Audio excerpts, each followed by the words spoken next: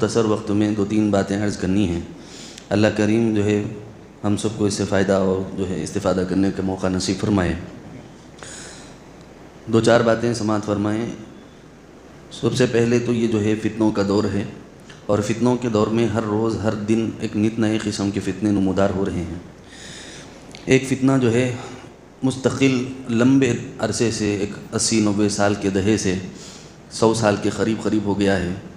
کچھ فتنے ایسے چل پڑے ہیں جس کے اندر جو ہے اہل اللہ کی تعلیمات سے لوگوں کو بدظن کرنے کا ایک مزاج چل پڑا ہے۔ اہل اللہ کہتے ہیں اللہ والوں کی تعلیم، اولیاء اللہ کی تعلیم سے لوگوں کو بدظن کرنے کا ایک مزاج چل پڑا ہے۔ لوگ اللہ کے ولیوں کے پاس جانے کو معیوب اس لیے سمجھ رہے ہیں کیونکہ بہت بڑا طبقہ امت مسلمہ کا ایسا ہے جن لوگوں نے اولیاء کے نام پر بہت ساری چیزیں اویل کی ہیں، عزتیں اویل کی ہیں، مال اویل کیا ہے، جائیدادیں اویل کی ہیں، عزتیں سب کچھ انہوں نے اس سے حاصل کیا، لیکن اولیاء اللہ کی تعلیم دور دور تک کسی کو نہیں دی۔ جو حقیقی تعلیم ہے اولیاء اللہ کی اس سے کوسوں دور ہے قوم۔ یہاں تک کہ میں نے بعض مقامات پر یہ بھی دیکھا کہ ان کے آبا و اجداد میں یعنی دادا پردادا میں کون تو بھی اللہ کے ولی تھے، لیکن آج بھی ان کے پوتے نواسے پڑ پوتے جو ہے ان کے مریدین یعنی ان کے اولادوں میں نسلوں میں آج انہیں وہ اللہ کے ولی کا وہ پوتا یا وہ نواسا یا خاندان کا جو بھی فرد ہے وہ اللہ سے اور اس کے رسول سے دور ہو گیا ہے، اور کرتا پائجامے کے بجائے شرعی لباس کے بجائے شرعی چہرے کے بجائے پورا ٹاپ ٹو باٹم انہیں بدل گیا، 3 پیس میں آ گیا، ٹائی میں آ گیا، سب ہو گیا۔ لیکن یہ پیری مریدی نہیں چھوٹی۔ میں نے فنکشن ہالوں میں یہ چیز دیکھی ہے کہ سیدھا جو ہے ڈنڈوت کر دیتے ہو گیا جا کے۔ کیوں؟ کیونکہ انہوں شیخ کے بیٹے ہیں، بولے کئی کو بولے تو فلاں ہیں صاحب ایسا۔ تو یہ وجوہات کی وجہ سے اللہ والوں کی جو حقیقی عظمت تھی، اولیاء اللہ کی جو عظمت تھی وہ ختم ہو گئی۔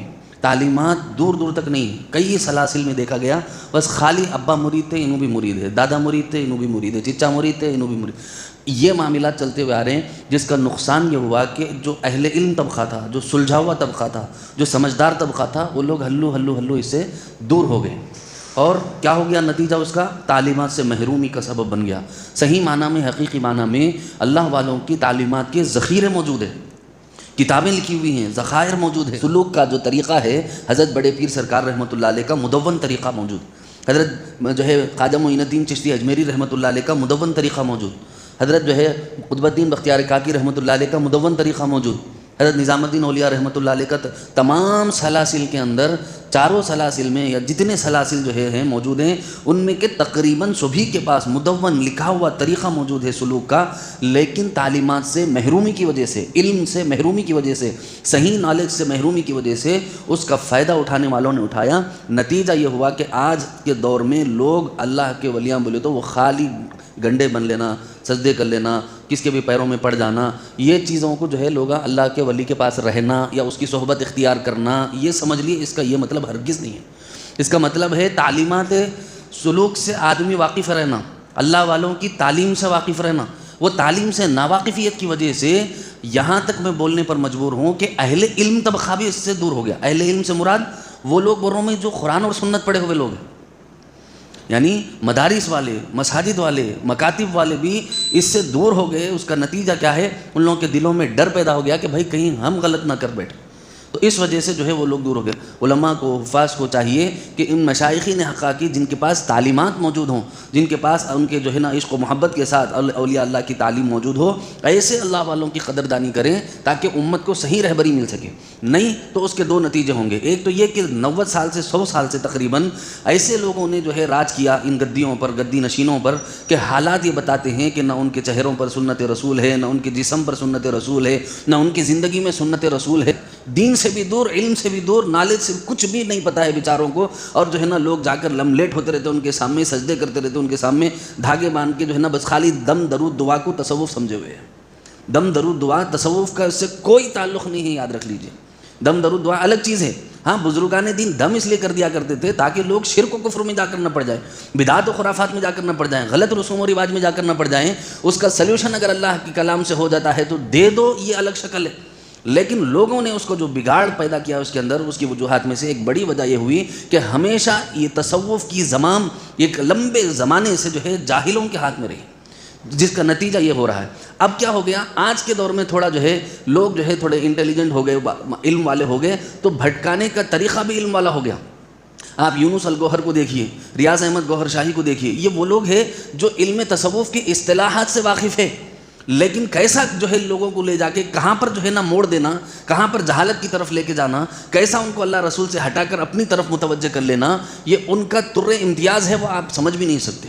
یہاں تک کہ حد یہ ہو گئی کہ اصطلاحات تصوف کے بارے میں اس کی گفتگو سن کر آپ کو پتہ ہونا چاہیے کہ عالموں کے ایک گروپ میں نے یہ دیکھا کہ ایک صاحب تعریف کر رہے ہیں, واہ کیا زبردست تصوف کی بات بولا بھائی. کیوں ہوا یہ نتیجہ؟ بھائی علماء کا گروپ ہے, اوپر سے تعریف کرنے والے بھی آدھے عالم ہیں.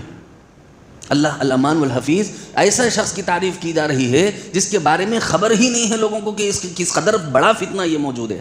اس وقت کا سب سے بڑے فتنوں میں ایک فتنہ ہے یونس الگوہر اور ریاض احمد گوہر شاہی, جن لوگوں نے اللہ کے سامنے اللہ کو سجدہ کرتے بول کے سنے ہوں گے نا. ارے بولو نا با, سو پوری کائنات کے لوگ اللہ کو سجدہ کرتے بول کے سنے ہوں گے.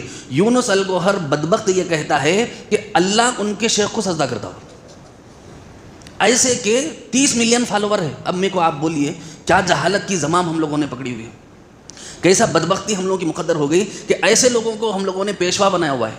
فالوورز کتنے, 30 ملین, 20 ملین, 10 ملین فالوورز, لاکھوں ہزاروں میں لوگ اس کو جو ہے سن رہے ہیں, اور فخریہ طور پر ہاں واٹس ایپ پہ میسیجز کے ذریعے سے اس کے پیغامات کو وائرل کرنا دین کا کام سمجھ رہے ہیں. ایسے لوگوں کو سننا جن کے بعد آپ کو جو ہے نا لا الہ الا اللہ کے بجائے انہیں ذکر کرانا لا الہ الا ریاض. ہاں میں ایسے نہیں بتا رہا ہوں, تحقیق کر کے بتا رہا ہوں. لا الہ الا اللہ چھوڑ دیا انہیں, سبحان اللہ بولتے. ہم لوگ کوئی اچھی بات سنے تو کیا بولتے, سبحان اللہ بولتے, الحمدللہ بولتے, ماشاء اللہ بولتے. ہاں تو انہیں کیا بولا, سبحان را ریاض بولا, یعنی اللہ کے مقابلے میں پیش کر دیا. بلکہ وہ اپنی معراج خود بیان کر رہا ہے. جیسے نبی کو معراج ہوئی ویسے اس کے شیخ کے ساتھ اس کو معراج ہوئی کہتے ہیں. ہاں یہ ایسے لوگوں کو ہم لوگوں نے تصوف کا جو ہے قائد سمجھا ہوا ہے, جو ہمارے بزرگوں کی کتابوں سے اصطلاحات تصوف کو اٹھا کر وہ لوگ استعمال کر رہے ہیں غلط طریقے سے.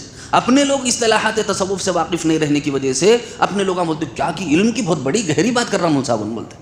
ارے وہ سب اپنے بزرگاں لکھے سو باتیں ہیں, تقریباً چیزیں جو ہے ہمارے بزرگوں کی تعلیمات سے لے کر اس کے اندر اپنا مکسنگ کر کے جو ہے وہ اپنا جو ہے لیبل لگا کر کے بیچ رہا ہے, اور لاکھوں لوگ اس کو سن رہے ہیں, ہزاروں لوگ اس کو سن رہے ہیں. نتیجہ کیا نکل رہا, نتیجہ یہ نکل رہا کہ لوگ یہاں تک کہ کلمہ بدل دیے.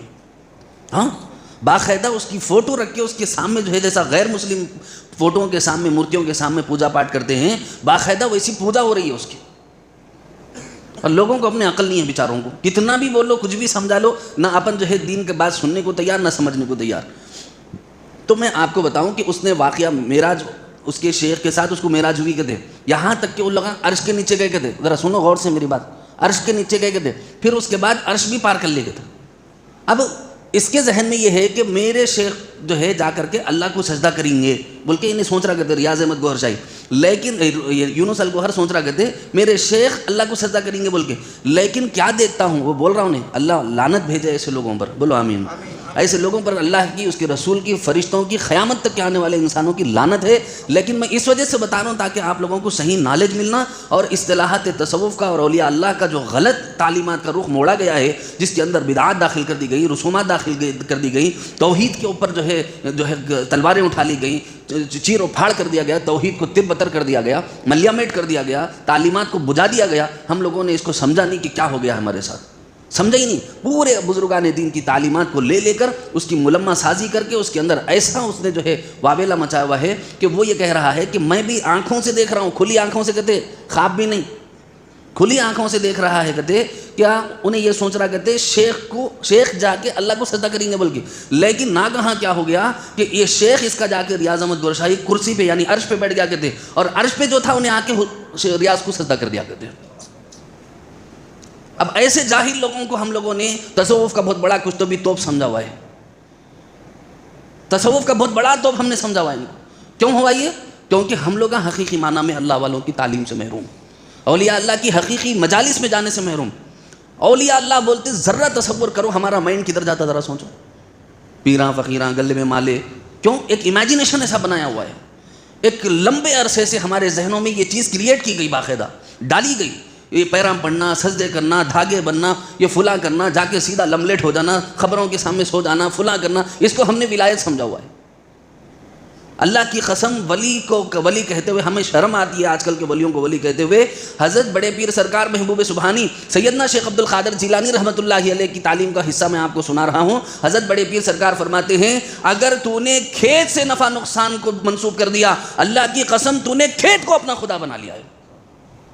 اگر تو نے روزی روٹی کو، جاب کو، ملازمت کو تو نے اگر نفع نقصان کا سبب سمجھ لیا، تو نے ملازمت کو، جاب کو تو نے اپنا خدا بنا لیا ہے، پھر تو جانے تیرا شرک جانے، تو کبھی جنت میں نہیں جا سکتا۔ یہ حضرت بڑے پیر سرکار کی تعلیم ہے، جس سے لوگ آج ڈرتے ہیں۔ امت کا بہت بڑا طبقہ ڈر رہا ہے۔ یقین جانیے ان کے جیسی توحید بیان کرنے والا تاریخ میں نہیں مل سکتا۔